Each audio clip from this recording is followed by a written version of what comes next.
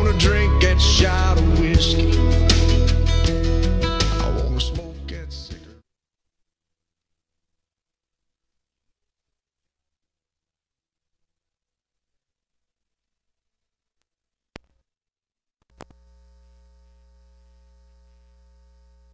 For KAKU Live. And now here's the man who makes it all possible, Shaggy!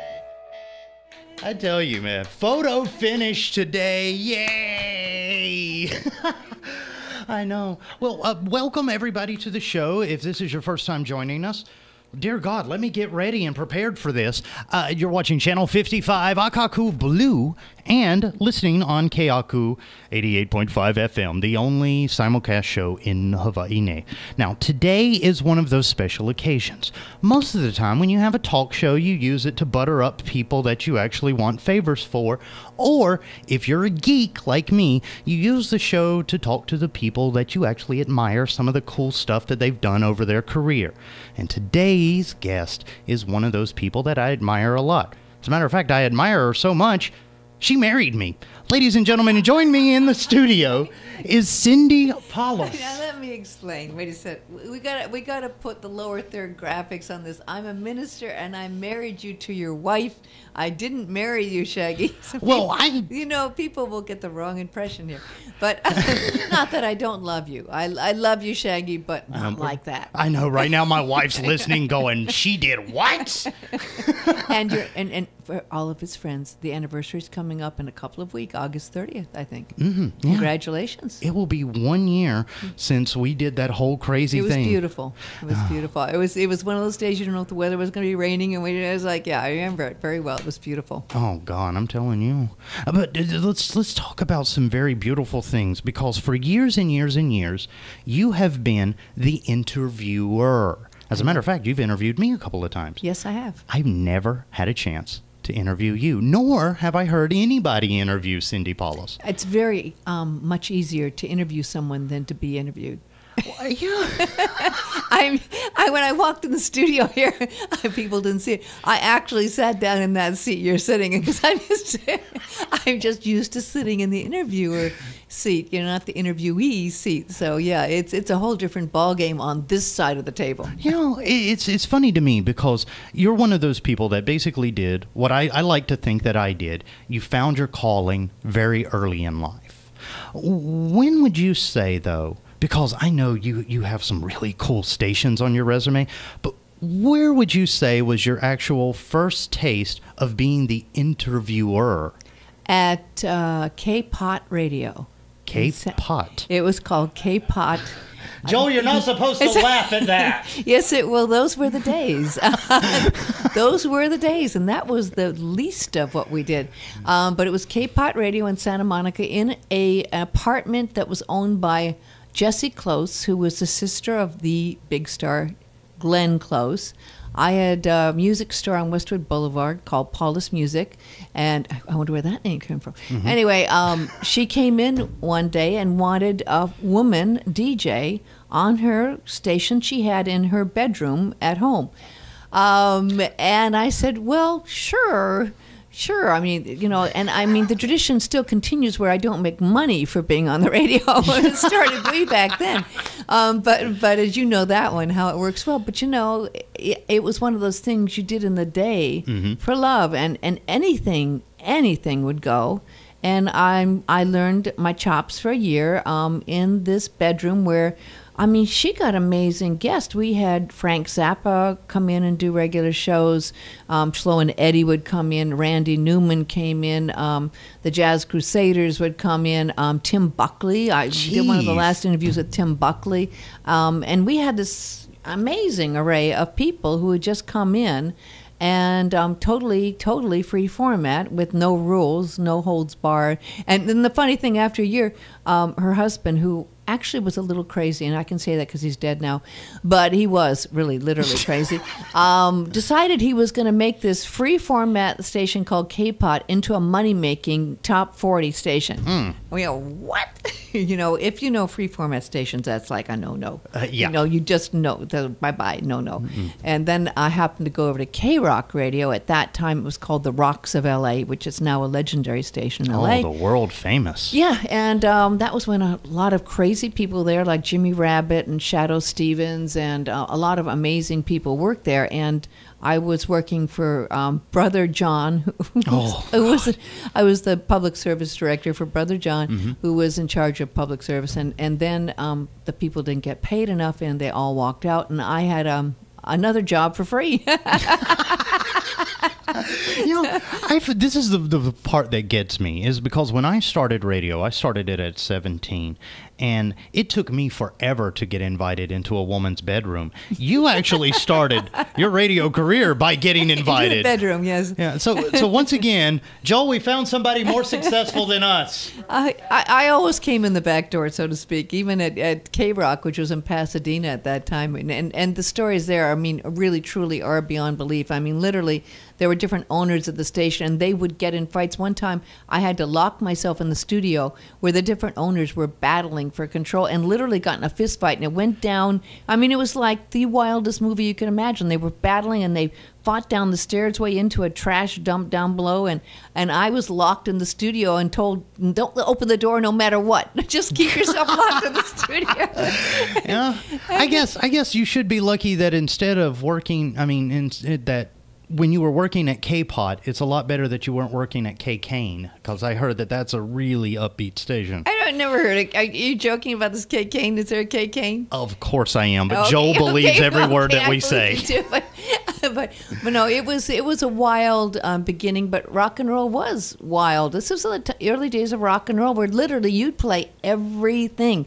I mean, there were no rules. We'd do reggae to jazz to cuts that were 20 minutes, 30 minutes, and then everyone would stop in at K-Rock. I mean, I got to interview everyone, and you get to meet everyone, of course, and the parties at that time were legendary, very legendary. This is the thing that gets me, because that era of music and that era of radio, when us kids in the 80s and 90s were coming up, that to us was the golden era, the birth of rock radio as a format. I was the first person to play Devo on the air.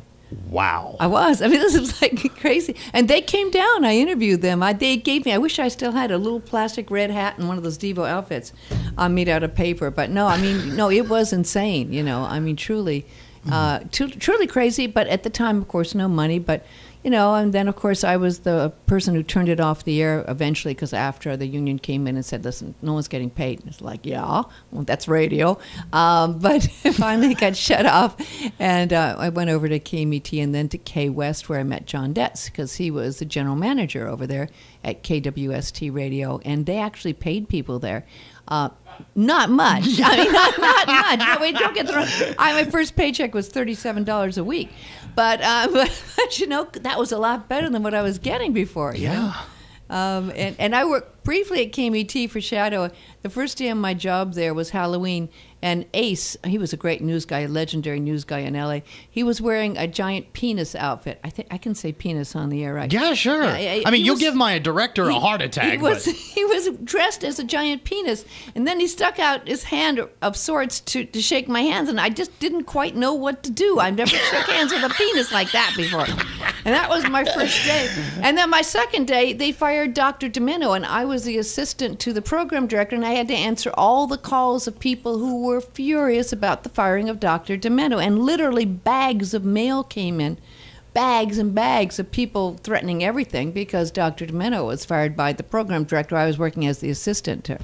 So I didn't stay there long, although that was a great crew of people as well, legendary station. It sounds like you left there under the witness protection program. Yeah, it was pretty close. It was insane times, and that was good though, and I went to K West and got a job in public service department and did my first interview real shows that were paid for, called Insight, where I was doing, having a chance to interview some really great names and all kinds of great names in rock and roll. Now, here's the thing. You went from being a rock and roll personality, and I mean, pick stations, K-Rock, but then now you've evolved into a talk show persona. These are two different types of delivery, and I've always wanted to know, because, you know, me, young buck in the industry. Are you a young buck? Okay. Oh, I'm sorry. I'm a middle-aged buck. Okay, I'm sorry. Sure. Okay, but do you think that there is a certain level that you reach when you do music radio that you're just like, God, I feel like I want to do more, and you go into talk? Or can I present this argument? Because the free-form radio and the way that you did things in the 80s and 90s, we all know that corporations started coming late 80s, Absolutely. 90s. It all ballooned up. And freedoms and creativeness of the whole industry got squished down next to nothing. Yeah, well, I mean, actually, in 1979, and I am dating myself, John and I went, after I went K-Rock back a second time and did the morning shows there for a while, I heard about, through the DJs there, a station for sale in Northern California called KVRE. And we just decided to actually start our own chain of stations, doing it like the way we wanted. Mm-hmm. And John has a tendency to love to buy radio stations. If you know John, he has this addiction. It's a terrible addiction of buying radio stations. So we went to Northern California, totally free format, wonderful, legendary station, KVRE, and loved it. Then more stations followed, as is John's tendency. I think we landed up with 6 or 7 there, all over Northern California and Seattle. Oh, no, it was Portland. And after a while, you know, I came over here to, because it was getting tighter, I came to Maui, worked at KAOI Radio in 1986, loved it, but I only did sales because they already had on-the-air people. Went back to Northern California and then found out a little while later that Kauai was for sale when Roger Whiteside owned it. And John, again, knowing John's tendency to loving to buy radio stations, I told him, and he came over and bought Kauai Radio. And that was free format. In the beginning, it was great and live. But to answer your question, rock and roll's still fine, but truthfully, you do have, just like this, we couldn't do this with music right now on the radio. This, as you know, if you were doing a break, you want to talk at the most 3 minutes? At the most. Maybe 4 on the morning show, maybe 5 or 6. But yeah, but that's career suicide past 5. You could not do this on the radio like you could in the old days. I mean, so yes, talk radio gives you a freedom, especially in this kind of format here. I mean, still in LA and lots of other places, you might be limited here unless you had super big numbers and you were a big name. But yes, for this, I love this, you know. And I have done AKAKU, I've worked with for 20 years, and I love this format that now you're able to do radio and TV. In fact, this is the first time in my life I've really done radio and TV at the same time. I've done TV here, I've done radio, but isn't this wonderful that you can do radio and TV? Yeah, and that's the thing. Over the years, I had imagined that the technology that you started off with and the stuff that we work with today are universes apart. And there was a time that radio stations, they really didn't care what you look like, as long as you sounded good. Yeah, that's true. That is true. I mean, it was not a job requirement to look great unless you were the female on the staff. Oh, yeah. Yes. Then you were the token female and had to, I mean, I won't say who said this before, but I'm literally, people would go on the station, and I've heard some of the DJs say, that woman, my God, did you see the way she looked? She'd be a great DJ. Honest to God, I mean, that was the criteria, you know. How short was your skirt, you know, et cetera. Because there was sexism. Sexism was predominant in the early days of rock and roll. Yeah, it really was. And that's the thing, too, is because when we do outreaches, when we talk to people in the community, they're always like, oh, this is such a cool job. There's this little part of me that always dies inside when I think about how do I tell them about the inequality in the entertainment world. Oh, it is. I mean, it still is. If you even look in even the movie business, how few women are in control versus men. In the entertainment business, it's always been run by men, and and you look at how many general managers are females versus. It's gotten better over the years, but it has not been an easy ride. I mean, I don't even want to say on the air what I had to put up with in some places because you were the token female, you know. But no, it's gotten better, and now, you know, we have on Koi FM, there's me midday and Penny Lane in the afternoon. That would be unheard of. In the old days of radio, you'd never have two females back to backs, literally. You know, not during the week even. No. You would have one girl on the weekend. Yeah, exactly. So, you know, back at KMET, there was Mary Turner at KMET. It was a token female, and at K West, Alexia was the female. It was one, and I was doing the talk part. So but there was typically one female at that time on. So, you know, we've gotten a little better, you know, but it's not been an easy haul. In those days, some radio stations that were rock and roll station would allow one female artist an hour to be played, just one female artist in an hour to be played, and that's progressive radio. Yeah. Hey, honest question time. Mm-hmm. Did you ever think, I'm just going to go to work today with an AK and a gas can and level the playing field? No, you know what? I like to get even by the long run, by surviving in the long run. And, you know, I've survived a lot of people coming and going over the years, you know. Mm-hmm. I've been in it for the long haul, many, many years. I'm coming up on 40 years in broadcasting. So yeah, I mean, you know, I'm a dinosaur, but I can still roar, you know. Hey, just because the tiger's getting up in ears don't mean the teeth got dull. Mm-hmm. The thing that has always intrigued me about your era of starting out in radio versus what I started out with, because, you know, by the time I got there, the sexism was still there. The inequality was definitely there. I mean, the running joke is, what do you have interns for? Where the boys do all the grunt work and the girls are there to date. There is still some truth in that, isn't there? Yeah. Okay. It's really sad, though. Yes. I mean, there's sometimes that I just go home and I cry over our industry. Yeah. But when you started with the birth of rock and roll radio, because that's essentially the era that you started developing prominence, was there ever a time when you were interviewing somebody that you actually knew, dear God, I'm a witness to history right now?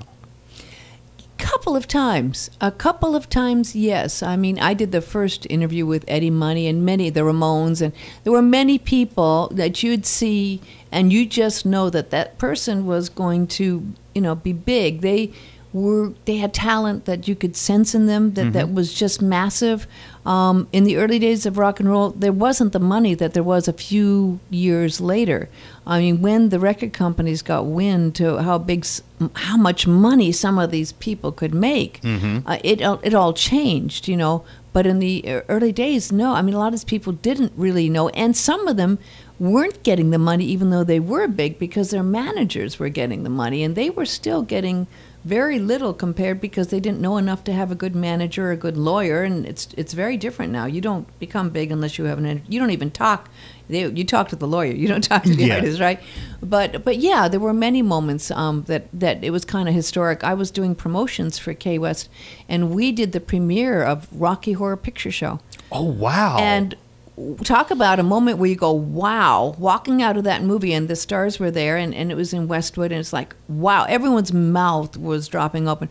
We did the premiere of Star Wars. I did a special screening where George Lucas was there, and he apologized at the end for Star Wars, you know. But you could tell, I mean, it was like, wow. Yes, with movies and with people, that was the cutting edge of a lot of things happening. And we got sometimes to experience Bruce Springsteen at the Roxy. Oh, wow. We broadcast live when he did Born to Run, that release, that very, very big release. We broadcast live at the Roxy with, I mean, a very small club on Sunset Boulevard. That's history-making stuff, yeah. That was 1978, wasn't it? Yeah. I think that was. That was as a matter of fact, Born to Run is what made him a national celebrity. Yeah, absolutely. And you guys got access to this first. Yep. It's always shocking to me when we hear about, like, that time period. As much as we look at it now and we think, oh man, wasn't it great? There was literally news happening every second in the rock world back then. Oh yeah, and there was so much money, and the parties they did at that time were mind blowing. I mean, when Paul McCartney came out with, I think it was Band on the Run or one of them, he actually rented out the Queen Mary. I mean, yeah, he rented out the Queen Mary for the party, and everyone, was brought down there in limos. And I mean, I can't even tell you the parties and backstage passes and the amount of restaurants you got to go to. I mean, that were unbelievable. They don't do that anymore. But I mean, at that time, they were throwing a lot of money at the industry, and there was tons of drugs, and there was tons of everything, and it was insane. And it really wasn't a healthy lifestyle. I mean, it really wasn't a healthy lifestyle. It was excess city. It was in Hollywood especially. It's a center of excess city. Yeah. God, did you ever want to hit the brakes and be like, I got to get out of this town? Well, I did. I mean, I lived up in Topanga. I lived out, and I go up and walking in the hills, and I had a horse riding in the hills, and I absolutely would. I mean, I always had that other side, and at this time, I was also a minister. At the age of 17, I was a minister, so I always had meditation and my own private time. For a while, 3 years, I house sit for Henry Fonda because I knew Shirley and Henry, and she wanted my discount I had at a clothing store years ago because she was a clothes addict. So I had my own place at Henry and Shirley's for 3 years in Bel Air.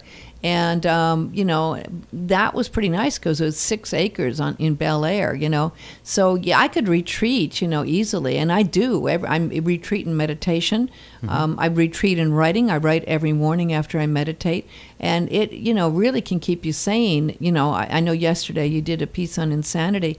And that lifestyle that people like Robin Williams and others have gone through is not a healthy lifestyle. I mean, no one would say, if you want to be healthy and happy, become a huge star. I mean, it's a dancing with the devil kind of situation because you're given so much accolades and you're giving anything you want and you're given drugs at every turn and there's just too much around. It's do or die for a lot of them. And, thank God a lot of artists like Eric Clapton, and the list goes on, and Steven Tyler, yada, yada, all had to go through rehab and pull themselves out. A lot of the people I knew did not make it, A lot of people have died along the way. It's a life and death bargain you're making for that kind of stardom. And some make it and some don't. When they know, I mean, you go into this business, you see people dropping, so you know what you're up against. God, so, I mean, being a minister, I think at this point you would probably go to work with every little protection that you could being in this environment, right? Well, I came up with a term a long time ago called divine rationalizations. I mean, it is easy, if you're really tuned into yourself and God and your own inner spiritual strength to say it's all Maya, it's a dream, it's a learning game. But, where do you stop? I mean, where do you cross the line and say, yeah, it's a learning game, but this really isn't a healthy learning game, And I think that can happen to a lot of people in the business because, they're doing things and everyone's telling them they're great, especially these rock and roll stars and movie stars. But you have to have a really strong enough inner voice to go, this is not really going to be working right for me. And how do you stop? If you're someone like Robin Williams, how do you stop? I don't know. If you get in so deep, it's really hard to stop and go to rehab. And how many times do you have to go to rehab to really finally make it? How many times do people were just about to go to rehab or just came out of rehab and didn't make it? And the list is endless of Jerry Garcia, yada, yada, yada, yada. Jimmy, a lot of that is you're just not strong enough. And the people who feel a lot, like Robin Williams, I think really did, who are really, really sensitive, they have a harder time. They have a harder time than the people who are thick-skinned and who don't really care. It's the sensitive people who are sensitive and really feel things that take it harder, that sometimes don't survive, unfortunately. Janis Joplin really sang great blues, but she really was, take another piece of my heart, baby. Well, after a while, they took the last piece of her heart, Yeah. and there she went, I mean, that is what happens to some of these people. God, and that's That's the weirdest part that I have to take a stop on ever on this show. We have to take a break right now, but I'm just like, can we just skip? No, we cannot Yes, skip these breaks. All right. Well, I tell you what, we'll want to come back, and I want to talk about inner voices, especially inner voices as it pertains to some of the stuff that you've wrote about. Okay. And how to find these and find the right ones. All right. For everybody else that's joining us, well, get ready for it, because what we're going to do is take a short break, come back, and we'll talk more with my guest, Cindy Paulos, and find out about some of her new projects. Oh, also, in just a little bit, we'll have a brand new How Dumb Is America. Right now, though, we got to take a little pause. Chivo's got your news, and of course, our very own, very lovely Sarah Rodriguez has the radar. We'll be back in just a second on 88.5 FM and Channel 55. Hit it, Joe!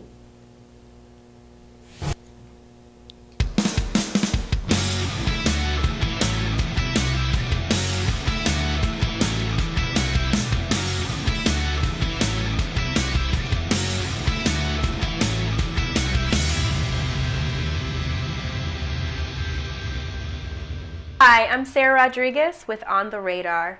A TV news crew out of DC that set out to determine whether a local neighborhood was indeed as sketchy as a new app suggested ended up becoming crime victims. As the three-person crew from WUSA TV interviewed the residents of the Pentworth neighborhood to see how they felt about the sketchy designation, they weren't thrilled. Someone busted into the parked van and stole most of their gear. The thieves also stole one crew member's purse, and she was able to track it to a nearby dumpster where her phone was inside. As for the app, the crew didn't name it, but Business Insiders say it sounds like a new one called Sketch Factor.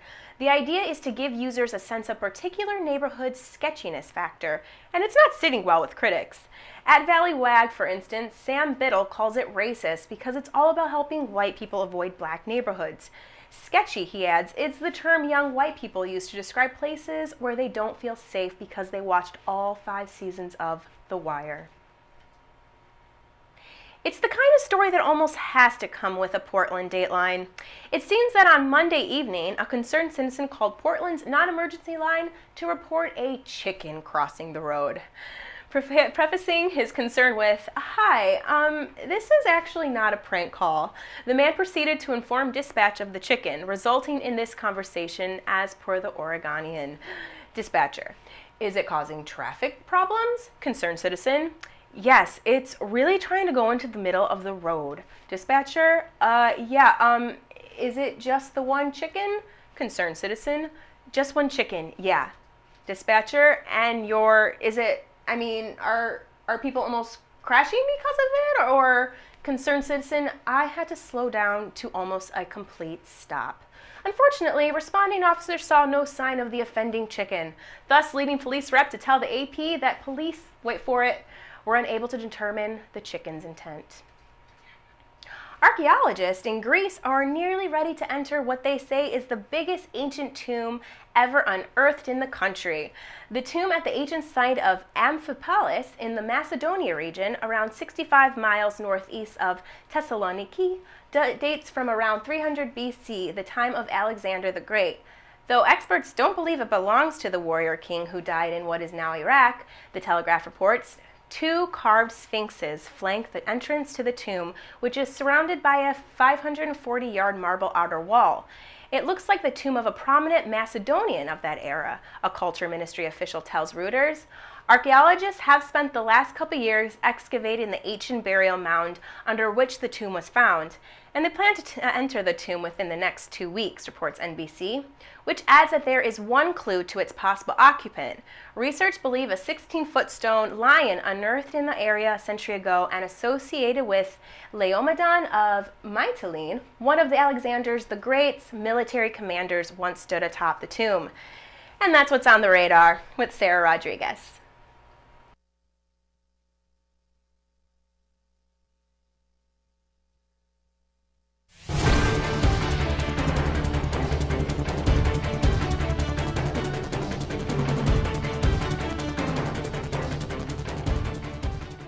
Colleen Hanabusa has filed an injunction to stop this Friday's special election at Keone Poco Elementary School on the Big Island, held for the 2 polling places whose election was postponed due to Hurricane Iselle. Hanabusa feels it's unclear how thousands of voters will find out in time to cast ballots. The sprawling Puna district could provide the deciding votes in a tight U.S. Senate race between Senator Brian Schatz and Representative Colleen Hanabusa. The Democratic primary was too close to call after officials tallied votes over the weekend. Office of Elections spokesman Rex Cadilla said officials are sending letters and relying on the local county clerk to make voters aware. The county clerk's office is putting up banners, handing out flyers to school children to tell their parents about the vote. Officials of the State Department of Transportation have announced that the next phase of the Lahaina Bypass project will build the roadway farther south, extending it from Hokiokio Place to a southern terminus somewhere near the former Olawalu landfill. The department has appropriated $30 million for construction of this third phase of the bypass project in its draft statewide transportation improvement program, which outlines roadway projects for the department to implement in the next 4 years. The southern portion of the bypass is not slated to begin construction until 2018. Former Maui County Solid Waste Division Chief Tracy Takamine is appealing a decision upholding disciplinary action that led to his firing last year, alleging that an investigation by the county was improper and unfair. In the appeal filed August 1st in Second Circuit Court, Takamine is asking the court to reverse an order by the Maui County Civil Service Commission, which denied his appeal of disciplinary action. The court action alleges that the commission erroneously concluded that Takamine violated the county's Violence in the Workplace Action Plan in supervising an employee who had been fired before being allowed to return to work under a last chance settlement agreement. Maui police said bail was set at $1,000 for a man charged with assaulting another man in Kihei this past Sunday. 34-year-old Valentino Gutierrez gave no local address and was charged with second-degree assault. A presentation by Steve Blake will take place tomorrow evening at 7 p.m. at the Cameron Center in Wailuku. Attendees will learn how to defeat diabetes with diet and lifestyle changes. Maui Youth and Family Services will present an exclusive screening of the critically acclaimed movie Short Term 12 by Maui-born and raised filmmaker Destin Daniel Cretton. That's going to be on August 15th at the EL Theater in Wailuku. The evening also includes a performance by singer-songwriter Steve Zuala. This event starts at 6 p.m. with doors opening at around 5:30 p.m. Centering around a foster care facility, Short Term 12 won both the Audience and Grand Jury Awards at the 2013 South by Southwest Film Festival and the top award for narrative feature drama at the 2013 Maui Film Festival. Maui weather, sunny skies for what remains of our Wednesday. Highs today near 80 with northeasterly winds at 10 to 15 miles per hour. Partly cloudy with isolated showers tonight with lows near 70. Mostly sunny skies once again tomorrow with winds out of the east at 10 to 15 miles per hour. And that's your Wednesday AKAKU News Break. I'm Chivo Cheng Johnson. 88.5 FM, and of course, you know where else. It is Channel 55 AKAKU Blue. Joining me back in the studio is, of course, our very lovely guest who has went through some crazy stuff. Yes, indeed. I didn't even know that. It's all pretty wild, yes. It's Cindy Paulos, and before we left off for the break, we were talking about how everybody has inner voices, some pushing them into the direction of good, some pushing them into the directions of bad and excess. And this is kind of, dare I say, your area of expertise. Well, it's been my passion, really. For me, it's the most important thing in my life. And I started after my father died, really exploring life after death, because my father died at a young age. And then I found out that he came to my mother in spirit and kissed her on the forehead 3 days after he died and said, "There is a forever," which began her exploration of metaphysics. And I started at a very young age going to classes with her. So I started meditating every day of my life. I began at 13, and I loved it. I mean, I just read everything I could about it in the beginning. I really wanted to understand about the higher realms and the inner self and God, and so that was when I found out through meditation you could really connect with your soul and with God. I thought, wow, how cool is that? I mean, really, what a great high, Yeah, and it had to be odd for you because here you are coming into this spiritual awakening around, dare I say, a bunch of heathens in the radio world. Well, it was before even. I was in Beverly Hills school system. I mean, I had an enlightenment experience at the age of 15, and I was writing in Beverly Hills schools. I was reviewing Alan Watts, The Joyous Cosmology, and my teachers were kind of getting very upset with me. Are you proselytizing a new religion here? Going, no, this has been talked about for years with the mystics, and Rumi and people have known about this for ages. This isn't really new. I mean, this is what Christ and Paul and all the people have had these, experiences. It's universal, but it's not really what most of the kids in Beverly Hills High School were interested in. I mean, they had visions, but it usually took acid to get them. Well, yes. And, no, actually, that time when I was there, this is before acid. Oh. Yeah, no, I mean, and even marijuana wasn't popular back then, way back then. A couple of years later it took off, yeah, but no, this was when, this was still on that edge, where it was not really at all hip at all. And so that was a little later, Well, this is because if I'm thinking correctly, you're talking about the time period of early 70s? No, this is 65. 65. Oh, I was about to say, 65. Was this around the national transcendental movement that happened in the late 60s? Just before. Oh. Yeah, so I was on the cutting edge of that, before that, getting involved in the early days before that, yeah. And it was pretty interesting. I mean, everyone says, oh, you were a hippie. No, I was not a hippie. I was in Beverly Hills, and I was around a lot of wealthy areas, and I certainly wasn't a hippie, but I certainly believed in the principles that a lot of the people that were hippies took that to. And it was really, for me, enlightenment. It was all about enlightenment, and when you have enlightenment, it's about really serving, and it's really about walking your talk. It's really not about tuning in, as far as I could, in my way. It wasn't about tuning in, dropping out. It wasn't tuning in, turning on, and dropping out. It was tuning in, figuring out the best way you could be the best you could be to really help and serve, and living that, not just talking it, but really walking your talk. And that was difficult, but it was easier in the rock and roll lifestyle than it would have been working for some corporate area. I mean, I never could have structured myself to work like that in a corporate. Thank God. Thank God I couldn't have gone that far. But now you read stories, especially from places like Forbes magazine, that the top 10 companies on the Fortune 500, those CEOs practice some form of transcendental meditation. Yes, absolutely. And because it works. Because all of those people realize that it's effective, and it reduces stress, and it brings you peace of mind, and it makes you more effective as a worker. I mean, if you're really doing it, if you're really trying your hardest to be the best you can, you work well. You work as hard as you can. You show up on time. You do the best job you can because it's the right thing to do. In Hawaiian words, it's pono. You try to be pono, So when you were first coming on to meditation and first trying to discover the inner balance, what is it that put you in the mindset that said, you know what, this is the time I really need to try meditation? I mean, what was it that led you down to this path of wanting enlightenment in the beginning? Well, when my father died and I went to these classes, I learned to meditate. And again, I was 13 or 14 years old.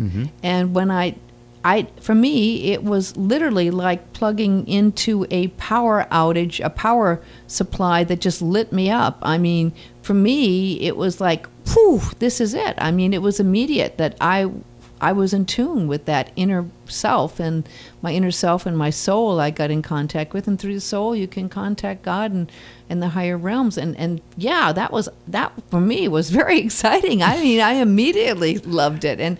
And so I was meditating, and I still do. I have meditated every day of my life. And my form of, to the places that I could reach and to bridge them and to come back, because there is a different place of energy you are when you can go into deep realms of meditation.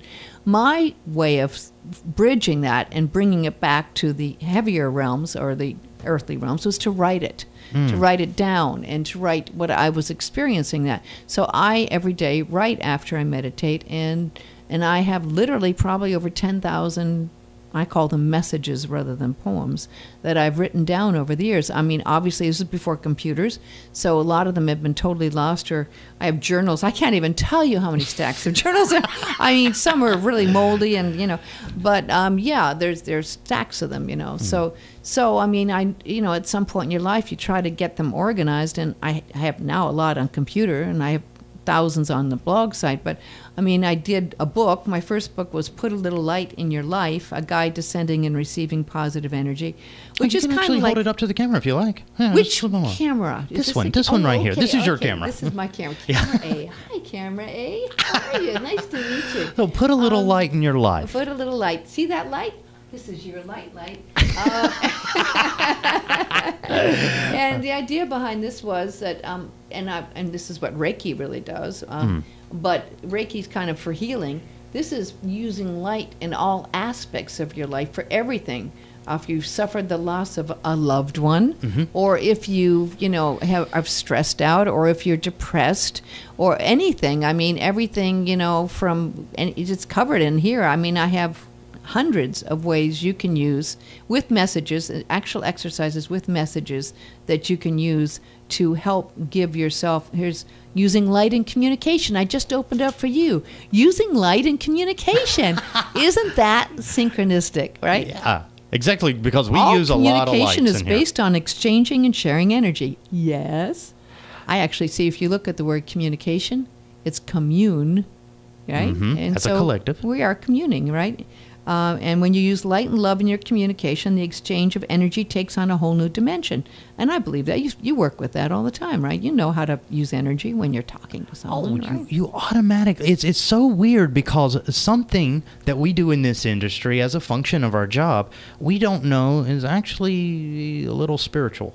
Oh, when you absolutely open it is. yourself up to be receptive to somebody else's ideas and feelings, and the process that we go through mentally, being an interviewer, is almost, would you say, the same process that you would approach mentally meditation of Yes. opening yourself. Well, you're exposing yourself on the air right now. You know that. Oh my God. Joel! Call the censors! You have, if you're going to really be effective in communicating, you have to be willing to be courageous and really expressing some of your inner thoughts. You do this all the time. You've done it. I saw you at Q103. You always would take your thoughts and then throw it out there and let people bounce off. And you weren't afraid of what, people think this is stupid. You weren't. I mean, and some people wouldn't. I'm not going to tell people I'm thinking this, or, it takes a lot of courage to do that, but communication, especially in what you're doing, is, definitely a form of this, and that's why I think I love radio, because, I think people can tell a lot about you by your voice. I really think they can. They can tell if you're telling the truth. I think your voice really does carry energy that people can tell if you're BSing them, or if you're not, or if you're telling the truth, I think that your voice carries that power. I think it's easier to fool people with your looks. Really? Yes, Yeah. absolutely. You can fool people with your looks easier. That's why I first loved radio, because radio would literally, you're talking from your inner self. This is your inner mind. It's like you're talking to someone on the phone, kind of. But do you remember the old technique where they would tell you to envision who you would like to be on the mic? I never did that. I just was always just me. I know when I started in radio, they wanted to be me to be the sexy broad, and I know. I mean, no, I'm never. No, I'm just going to talk like I normally talk, and I'm going to use, and I've always used my own name on the radio. Yes, this is my real name, Cindy Paulos. It's not a air name, and I've always just used that. Although that was always popular to change your name and Oh, yeah. and do all that. So says the guy named Shaggy. Yeah, right. I still, when I write you checks or birthday cards, I go, what's your name again? I won't say it. But I still think of you as Shaggy. What is your name? You've become Shaggy. There's some kind of metamorphosis there. But anyway, yeah, that was the one. And then my mother passed away after I wrote this book. And it was interesting. After she passed away, I always get these things I've written down, but I'd never gotten songs before. And she loved music. She would sing when she was washing the dishes at night with 5 kids and a dysfunctional, dementia-ridden grandmother and all kinds of problems, and she would sing, and I loved that. You know, I knew singing made you feel better. We'd sing as a group, going horseback riding in the hills. We'd sing, you know, the hills are alive with the sound of music. We always felt good, you know, kind of like your puppy thing you did, you know, versus the depression. There'd be the depression going on with dementia in the household, and yet we'd be singing the hills are alive with the sound of music. Yeah. And I like that feeling, right? So I always loved music, and so after she passed away, I started getting these songs coming to me. And, you know, and definitely messages that, you know, one I wrote called Beside Still Waters I Walk, which was definitely an inspiring message that was from her, that she was great, you know. And so I did a CD, There Is a Forever, based on, again, what was your father said. Yes, exactly. And it's actually on the plaque that we have at the Forest Lawn Park in Glendale. Says There Is a Forever. So that was the first CD. And then after 20 years here on Maui, I decided to do a CD anniversary of 20 years called Practicing Aloha. And I called in favors from some of my friends like George Kawamoko and Eric Gilliam and Marty Dredd. A couple of Grammy winners. Yes. You know, no big deal. And some great people on this. And I also had a lot of great musicians help out, and they were on that one. And Clifford Naola even does a chant at the beginning, which is kind of cool. And I had some wonderful, you know, Hutchinson played bass on it, and Lenny Castellanos was on it. And, of course, Fulton Tashambi helped me on that, and he does a few wonderful tracks. So that was really cool to do that. And it was Practicing Aloha was the title track, and that was cool. And then, you know, it's like, what next? Well, you know, I love to travel. I love to travel. And I've been seeing ever since 9/11 people getting absolutely crazy. I mean, really, really crazy in the airports, and I mean, freaking out, you know? Yeah, just a little freaking dangerously freaking out. So, I mean, I really am one of these long flights back from Italy when I saw someone freaking out in line. I think I got to write a book and take these principles that I've been using all my life, and most of us, as you say, the CEOs, and put that to practice for flying to reduce the stress. Use meditation, use your breathing, you know, use all these wonderful principles you can, you know, that you can learn and have been taught over the years. And it's in the book, The Travel Angel Handbook. Travel Angel Handbook, a guide to reduce the stress of air travel. Well, you know what? We've got to do this I know again. you do. I've got to take a break. I could see Joel waving his hands. There was kind of a clue in the other. He's just. I thought he was doing hallelujah. Actually, I thought he was calling in God, and his hands raised. I thought I converted him or something, but no, either that or a break. Actually, sometimes I think he's having attacks behind me. Help! Right. All right. Well, I tell you what, we'll get ready here. Take a quick break for everybody watching at home. Come back with more of our guest. And, well, we've definitely got to let you know how to learn more, because I don't think we're going to squeeze it in on a one video interview. All right. So, real quick, this is a new segment, How Dumb is America? And then we'll be right back here on Channel 55 and 88.5 FM. Hit 'em, Joe!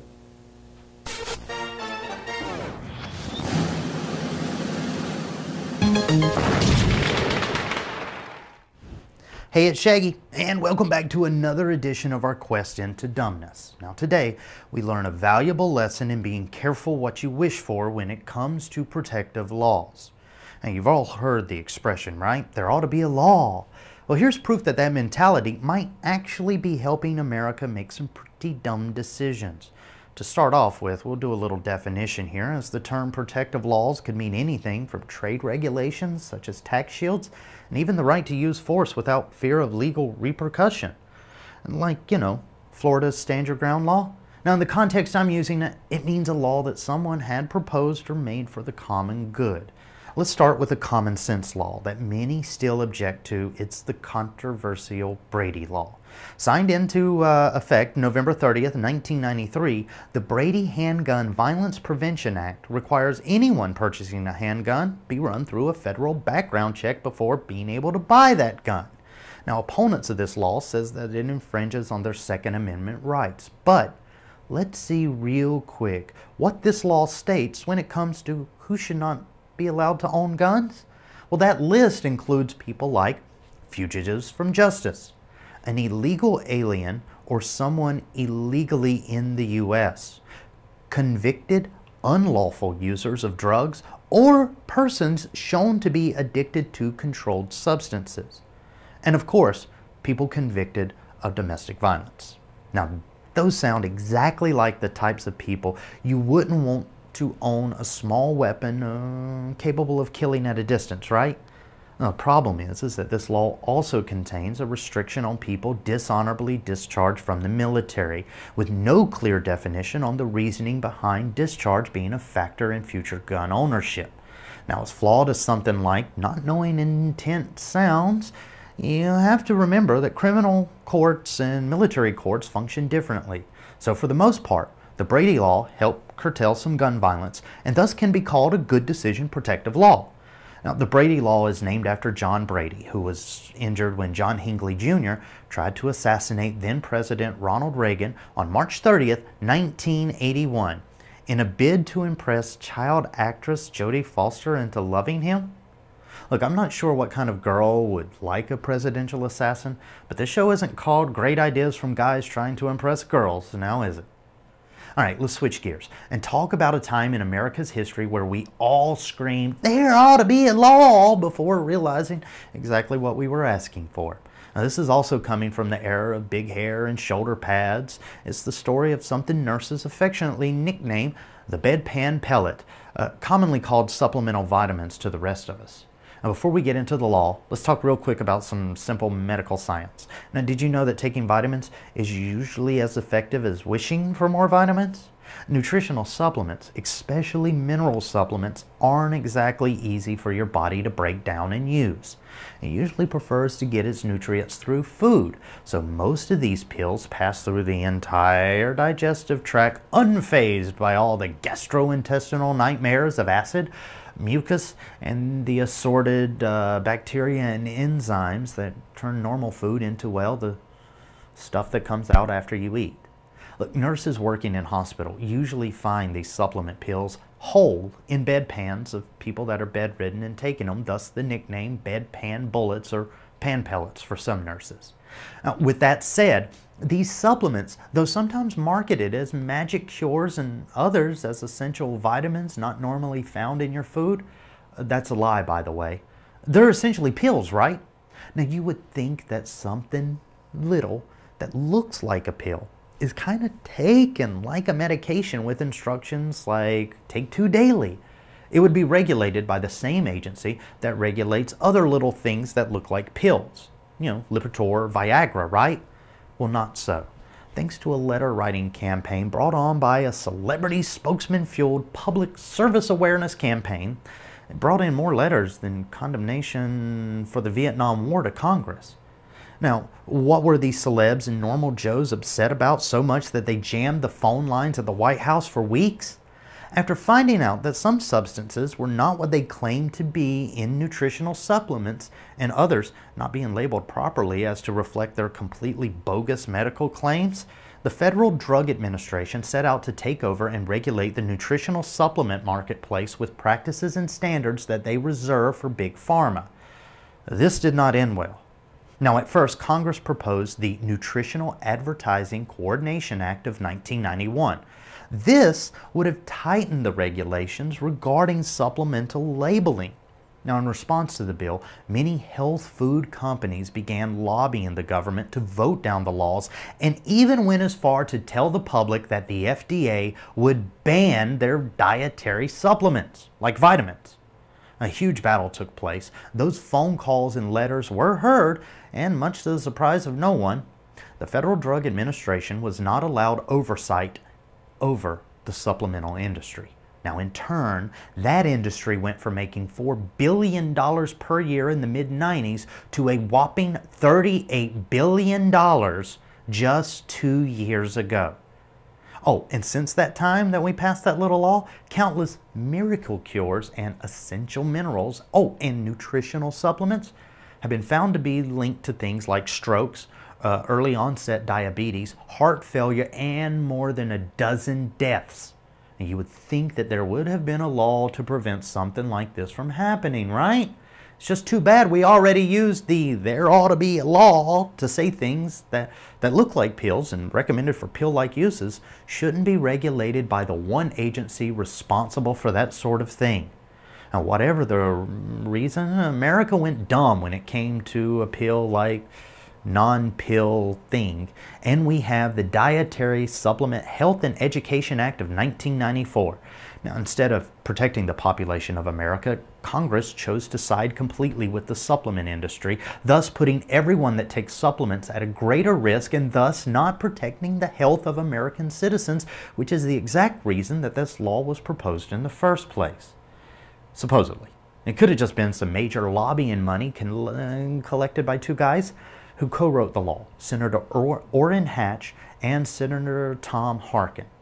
Now, this is proof positive that things started in good faith can go dumb, right? Absolutely. If there's a way America can find it, it's what we do. And join me next time as we batten down the hatches and sail headlong again into all things dumb in America.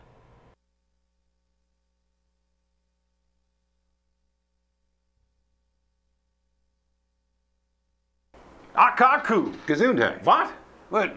Gesundheit. You sneezed, so I said Gesundheit. I didn't sneeze. I said AKAKU. God bless you. Stop that! What? I'm not sneezing. I'm trying to tell you about Maui Community Media, or AKAKU. It's this great place on Maui where you can inexpensively learn the art of shooting and editing video, learn how to work in a TV studio and in the field, and after you do, you can check out a camera and lighting and sound equipment to use for free. And when you're done, they'll run it for you on TV. And that is nothing to sneeze at. Oh yeah, AKAKU. Very cool. Well, if you knew what I meant, why... I couldn't understand what you were saying. You were sneezing so much. For more information on how you can learn to shoot and edit and screen your own videos, call Maui Community Media at 871-5554 or go online at akaku.org and create for yourself what AKAKU is. God bless you. Oh, God, I love that commercial. Yeah. It's 88.5 and Channel 55. Of course, you're watching KAKU Live. My guest today, Cindy Paulos. And before we get ready to wrap up the show, can we talk about the new thing that you've got going on? I mean, Yes. every other week you're writing a book, you're putting out a CD. You know, what's now? It's taken me 2 years. I have a new CD coming out with 40 amazing tracks with Grammy Award-winning producers and wonderful artists throughout the entire country. And it's called Angel Blessings, and angelblessingscd.com has more information on it. It's going to be out Friday. Yay! It's finally going to ship Friday, and CD Baby is going to have it, and I'm going to actually have discs as well. And it's awesome. It's the cream of the creme la creme, the very, very, very best of all my messages that relate to helping people to understand comfort if they've lost a loved one, or that the ways to connect with their soul, to know that their spirit goes on. So these are really inspirational messages, and with the music, which is just heavenly, from people like George Kamoko and some Grammy Award-winning people like Ricky Kej and my friend Gregor Pregt from Europe. Amazing music. Laura Sullivan, who won Best New Age Grammy last year. Great music and great spoken words, some by me and some from other people around the world. Wayne Dyer did 2 tracks. So it's really great. This is the best I've ever done. Yeah, I'm really excited about this one. And the book will be out in a week or two. I'm going to put it up to Book Baby. And the book has about 300 of those messages, including all kinds of subjects to help you out, like how to connect with your soul, to using light and to love, forgiveness, ways to release the past, really ways to get totally clear. And that one's called also Angel Blessings, Messages from Heaven. And that'll be Angel Blessings Book.